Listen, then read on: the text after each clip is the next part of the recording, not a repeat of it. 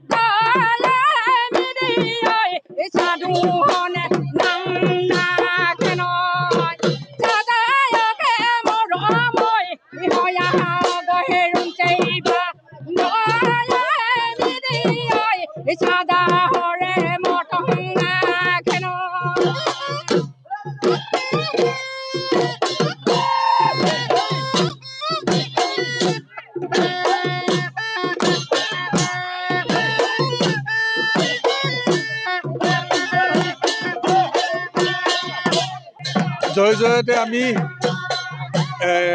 NKT টিভিৰ ইবাকু বিচুৰ ৰঙালী বিহু সকলো অসমবাসীলৈ শুভেচ্ছা জ্ঞাপন কৰিছোঁ।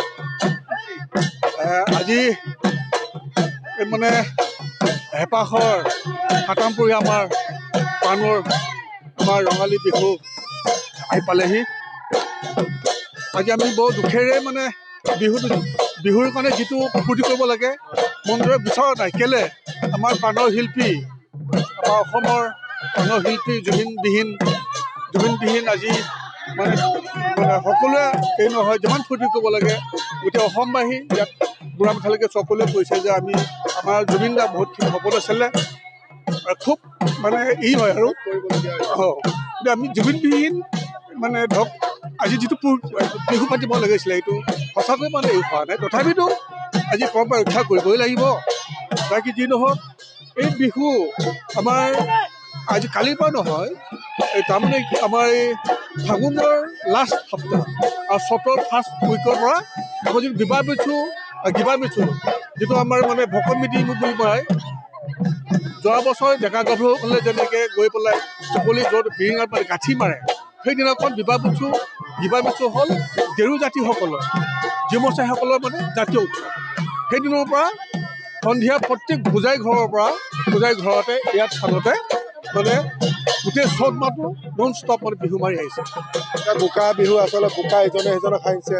বোকা হ'ল এই বিহু হ'ল মানে প্ৰকৃতিৰ লগত জড়িত, কাৰণ মানে কৃষিজীৱী বোকাৰ মানে উদ্দেশ্য হ'ল আগতো আমাৰ খেতি বাতি হ'ব, গোটেই কি হ'ব।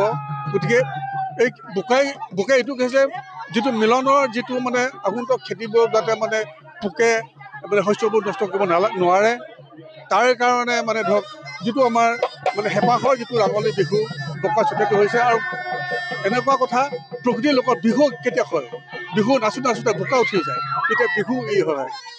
ধন্যবাদ জ্ঞাপন কৰিছোঁ। পুনৰ আমি যি বোকা বিহুৰ মাজলৈ যাব বিচাৰিছোঁ।